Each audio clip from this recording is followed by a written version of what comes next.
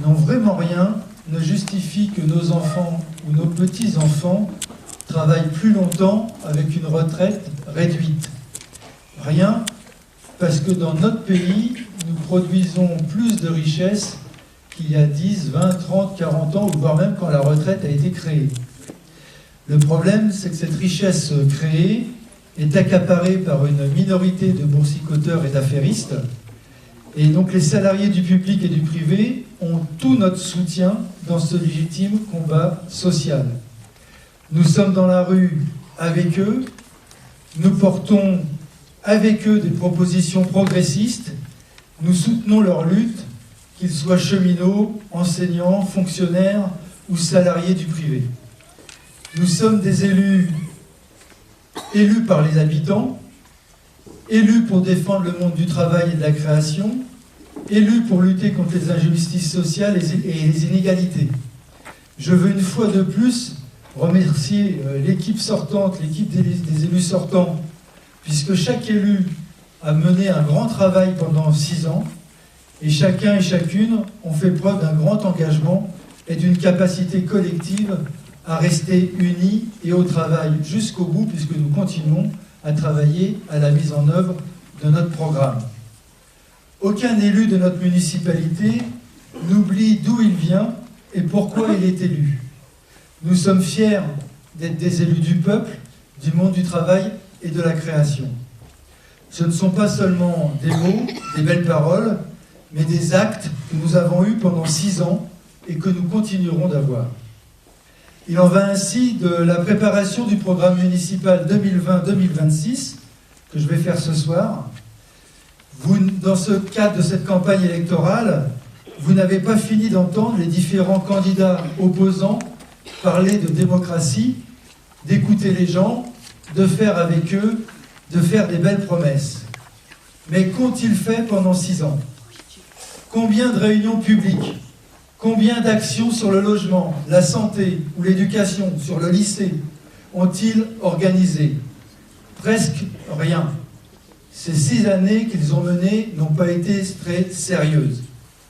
Qui aura réuni plus de 300 personnes différentes en invitant toutes celles et ceux qui le souhaitaient, et pas seulement ses amis, à débattre, écrire, décider ensemble du prochain programme municipal? Il n'y a que nous qui avons fait cette proposition de masse et réussi à réunir autant de monde. Les opposants parlent beaucoup, disent souvent ce que les gens veulent entendre, mais font peu en réalité pour associer beaucoup de monde. Cela a été vrai pendant 6 ans, cela est vrai dans cette nouvelle campagne électorale. Je veux donc vous remercier, vous qui êtes assez nombreux ce soir et présents, celles et ceux qui ont participé à l'une des 4 réunions sur le programme, mais aussi celles et ceux qui m'ont envoyé des mails, m'ont invité dans des repas d'appartement, ont accepté de participer à des discussions en vidéo, ou envoyé des courriers pour faire des critiques, donner un avis, formuler une proposition. Merci vraiment. Et parmi celles et ceux qui ont participé, il y a des personnes sans appartenance politique, des communistes, des personnes des socialistes, des verts et écologistes, des personnes du mouvement de la gauche radicale, des gilets jaunes, des croyants ou des non-croyants, bref, des personnes à l'image de la diversité de la société gennevilloise telle qu'elle est généreuse. Je veux signaler un fait nouveau. Europe Écologie Les Verts, qui avait fait une liste contre nous la dernière fois, a participé cette fois-ci à l'élaboration de notre programme et je les en remercie. Je veux vous remercier, vous toutes et tous, ici présents, qui acceptez de construire ensemble un projet en commun de notre ville. Nous ne sommes pas d'accord sur tout, mais nous savons que notre union sur l'essentiel nous donne la force pour faire avancer Gennevilliers et faire gagner les intérêts de notre ville et de ses habitants.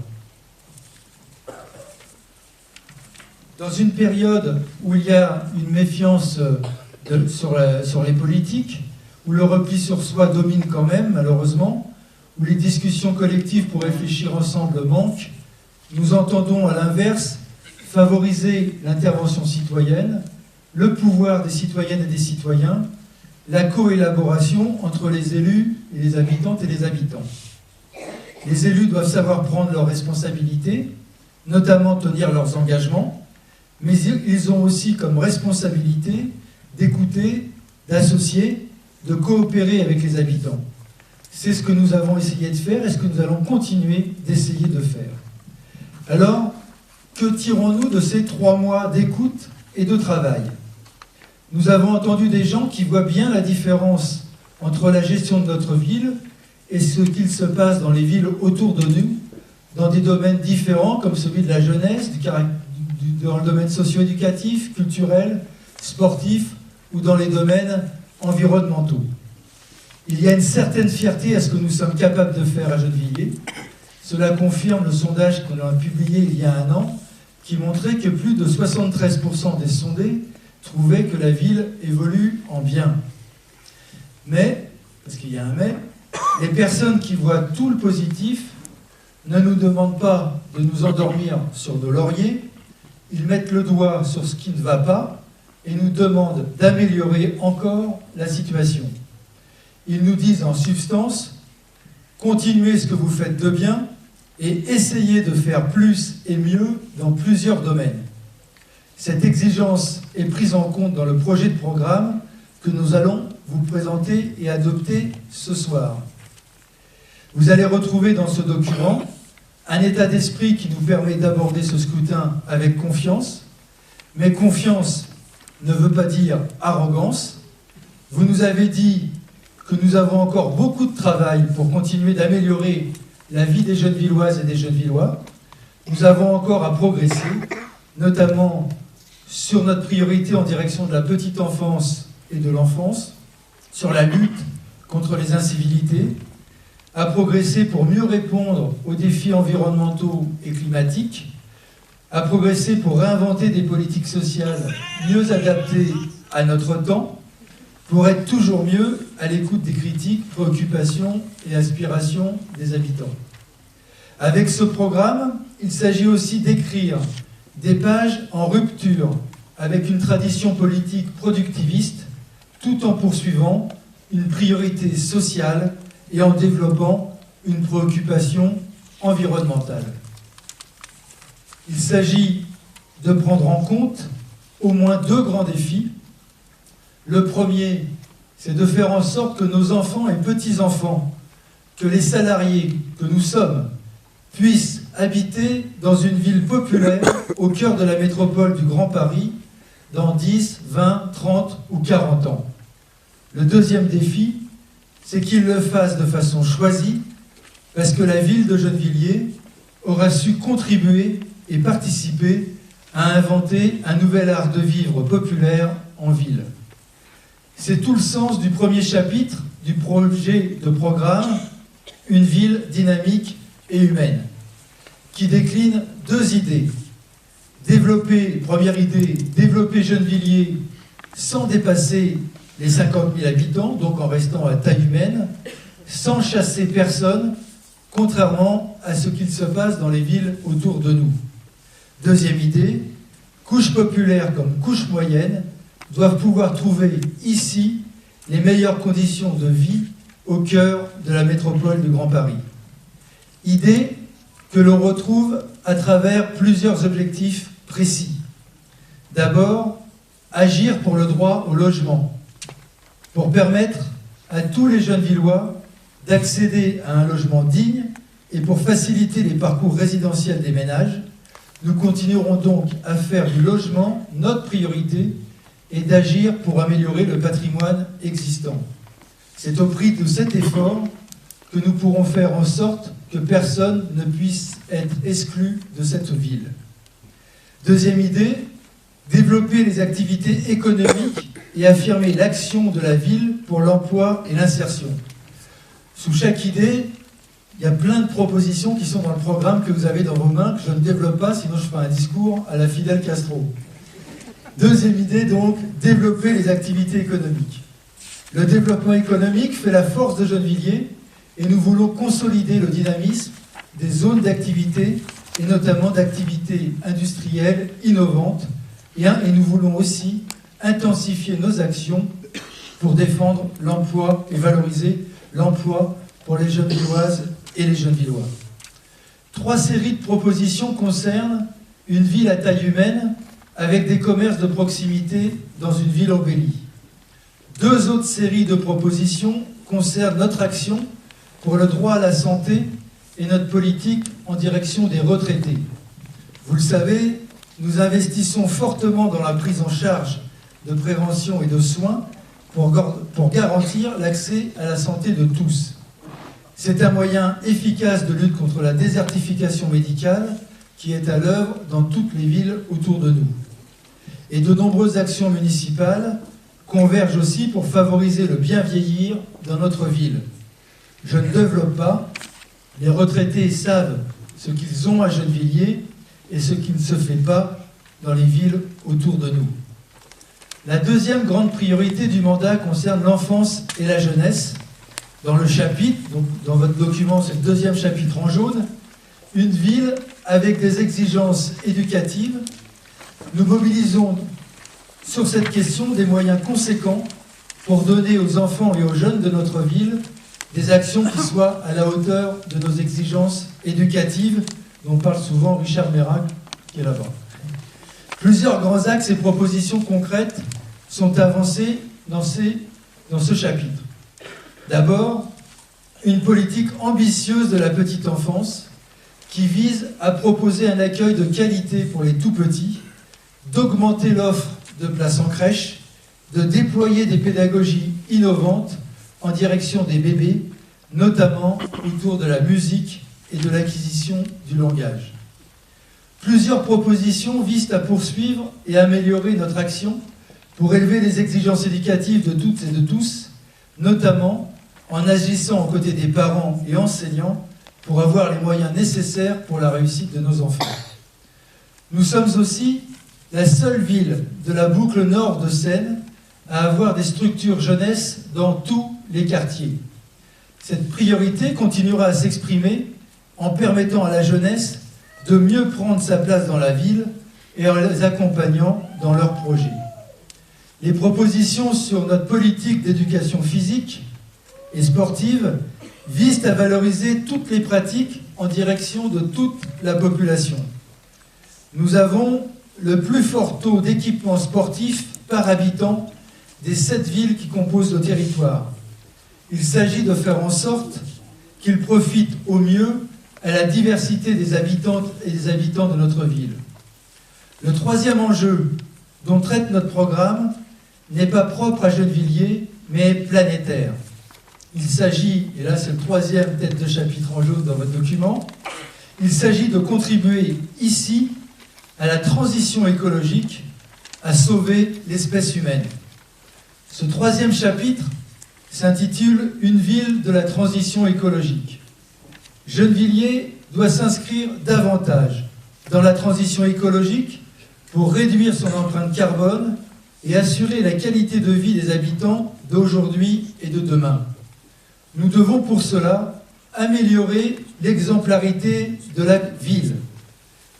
Les propositions visent aussi à faire de l'écologie urbaine un projet au service d'une ville durable. Cela comprend bien entendu la poursuite de notre action pour améliorer les circulations douces et les transports en commun. La végétalisation de notre ville doit s'accentuer pour agir contre la pollution et lutter contre le réchauffement climatique. L'avant-dernier chapitre de notre projet de programme concerne le vivre ensemble, notre capacité ici à inventer un nouvel art de vivre populaire en ville. Il s'intitule « Une ville où l'on se respecte ». Ce chapitre regroupe des propositions pour améliorer la démocratie locale qui entend contribuer à faire la ville avec les habitantes et les habitants, mais aussi à mieux prendre en compte la population dans sa diversité. Je pense aux propositions sur le handicap. Nous n'arriverons pas à pallier toutes les carences de l'État en ce domaine, mais nous faisons quand même le pari d'une ville accessible, une ville inclusive à l'égard des personnes en situation de handicap. Ce chapitre met le doigt aussi sur une forte exigence exprimée lors de nos rencontres avec des propositions nouvelles, à la fois pour le droit à la tranquillité, contre les incivilités et pour faciliter le stationnement. Nous partageons l'idée que la tranquillité des Gennevilloises et des Gennevillois est une exigence impérieuse et que la sécurité est avant tout un droit. Dans ce cadre, les incivilités du quotidien sont insupportables. Nous avons donc des propositions qui visent à la fois à prévenir, mais aussi à sanctionner. Enfin, il y a une tête d'idée sur cette idée d'une ville solidaire au service de la lutte contre la précarité.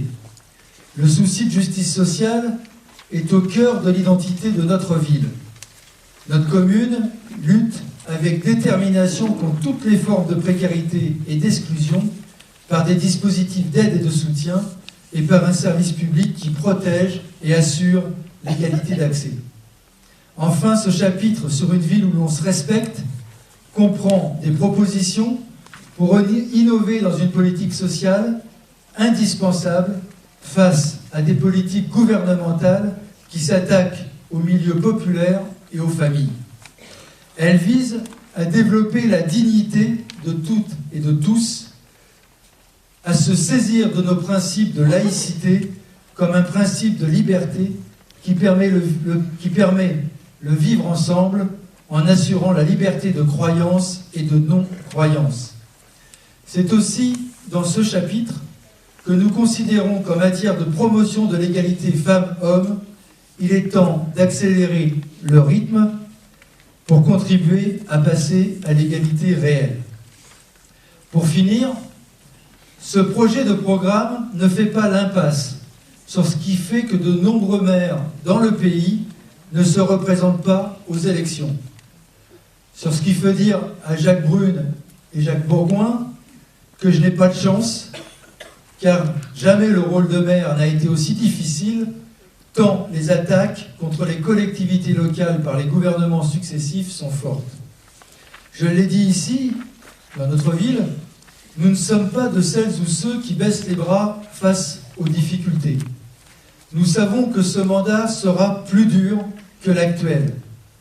Nous profiterons de notre expérience acquise pour être encore plus forts face à l'adversité et pour faire respecter Gennevilliers, faire respecter les Gennevilloises et les Gennevillois. D'où le titre de ce dernier chapitre, une ville qui se fait respecter. Gennevilliers se pense en interaction avec tous les pouvoirs publics, toutes les institutions, mais dans le respect de son projet communal décidé avec les Gennevilloises et les Gennevillois. Ainsi, nous pensons que la commune est la base du bloc communal territoire-métropole. Nous pensons que c'est en écoutant les communes que les territoires Boucle Nord de Seine et la métropole du Grand Paris évolueront sur des bases solides. Nous nous opposerons donc à toute réforme visant à diminuer la place des communes et du bloc communal dans la métropole. C'est aussi pour cela que nous agirons contre les politiques de recentralisation du gouvernement. Ce gouvernement qui a une volonté d'amoindrissement des compétences communales, et nous revendiquerons face à cela la nécessité de laisser aux communes les moyens pour leur action et mettre en œuvre leurs compétences. Cela nécessite de garder des moyens financiers pour mener à bien nos objectifs et respecter nos engagements. Voilà, chers amis, la présentation en synthèse de notre travail, puisqu'il fait plusieurs pages et que vous l'avez tous entre les mains, de notre travail commun, dont vous pouvez être assez fiers, puisque les uns et les autres, vous y avez contribué, de cette élaboration citoyenne pour la prochaine mandature. Je suis fier de ce que nous avons fait ensemble. La continuité ne ronronne pas. Vous êtes exigeants, ambitieux, courageux, innovants. C'est dans une nouvelle dynamique que nous décidons ainsi d'engager notre ville. Ce programme est réaliste, loin des promesses sans le demain. Il s'agit de véritables engagements qui, pour l'équipe d'élus de la nouvelle mandature, voudra dire engagement total au service des Gennevilloises et des Gennevillois. Vous pouvez être aussi assuré que je consacrerai ces 6 prochaines années toutes mes forces au service exclusif de notre ville et de ses habitants.